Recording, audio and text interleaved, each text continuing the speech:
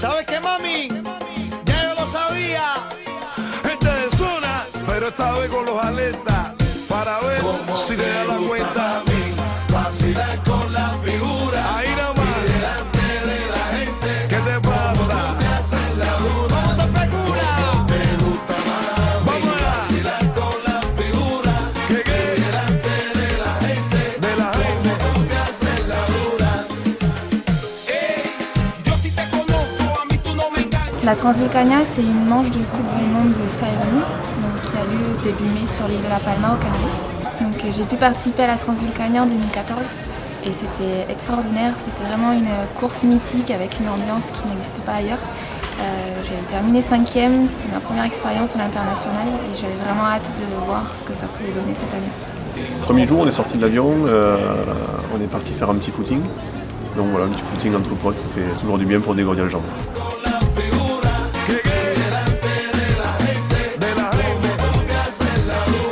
Conmigo no hay aquello que mami te reclama ni pongas más carteles. Que tú estás consciente que me sobran las mujeres. Le deuxième jour, on est allé trottiner au Roque de los Muchachos. C'est le point culminant de l'île. Il faisait un temps super, on s'est vraiment régalé, des paysages magnifiques. Voilà, une super journée entre copains. Ahí nomás. A mi concierto. Ole. Y no lo hagas más. Lo que dice la gente. On est à J-2 avant la course, du coup là c'était journée de repos. Donc on a profité pour faire un petit peu d'étirement sur la plage. On est allé voir le kilomètre vertical, voir un peu les puristes de la discipline. Ça met un peu dans l'ambiance, la veille de la course, c'est sympa.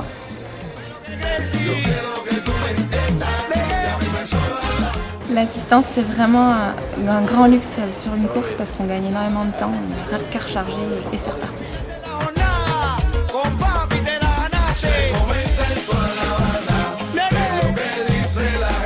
Ahí nomás. A mi concierto.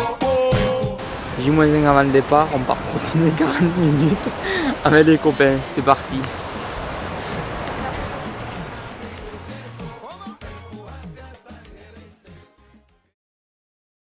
À 4h moins le quart, du coup le réveil sonne, matin de la course. Donc voilà, petit-déj tranquillou.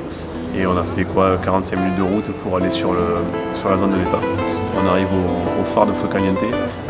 C'est vraiment voilà, une ambiance extraordinaire, tout le monde est là, il y a 2000 personnes au départ.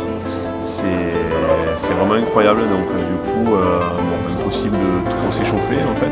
On arrive directement sur la ligne de départ. On se place là, on est avec tous les autres coureurs, c'est impressionnant mais envie de partir. Sur la ligne de départ, je me suis senti tout petit, être là au milieu des stars, puis s'élancer sur une course comme ça avec eux, ça m'arrive pas souvent. La première ascension, donc jusqu'à Los Canarios, se passe super bien, à ma grande surprise parce que c'est pas du tout là mon atout. Et arrivé à Los Canarios, la foule qui nous acclame, ça nous met dans l'ambiance directement et ça promet d'avoir une superbe ambiance tout au long de la course. Premier ravitaillement, El Pilar, c'est perdu, mais il y a tellement de monde après la première bosse, c'est exceptionnel.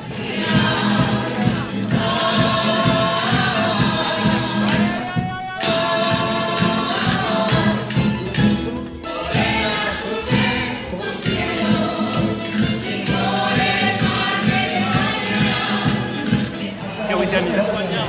Elle arrive? Ouais, je me débrouille. Priorité à Mise. Anne-Lise arrive quasiment en même temps que moi en fait à El Pilar. Donc voilà, ces petits ravitaux rapides et derrière je repars sur la piste tranquillement en attendant Anne-Lise jusqu'à qu'elle revienne. Donc arrivé à El Pilar, donc il y a du monde partout, je crains un peu de ne pas retrouver mes assistants, mais là tout est parfait. Gaëtan est bien présent, je le retrouve tout de suite, ça dure 30 secondes et on est reparti.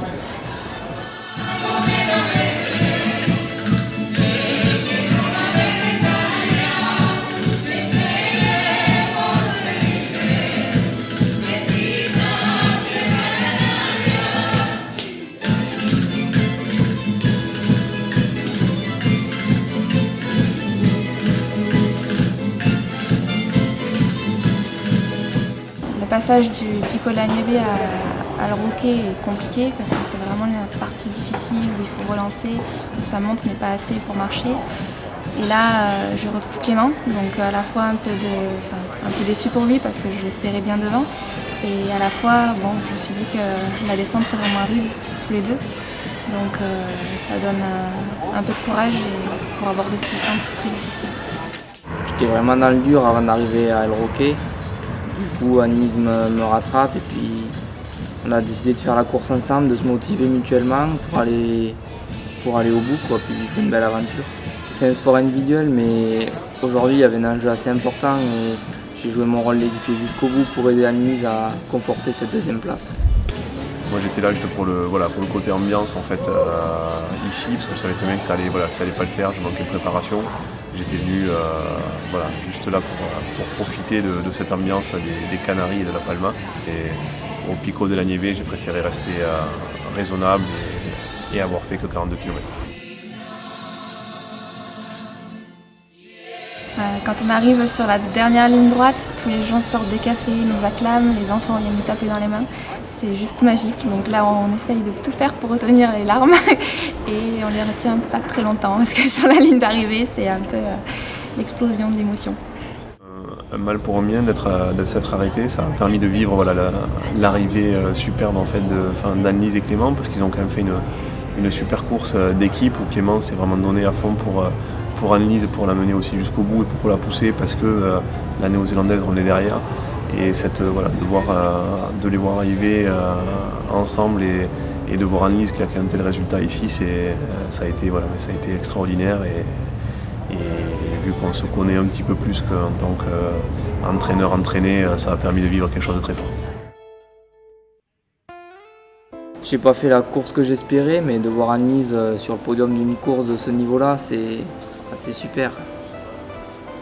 Venir courir à La Palma, c'est assez exceptionnel parce qu'on sort un peu du quotidien, c'est une île au milieu de l'océan.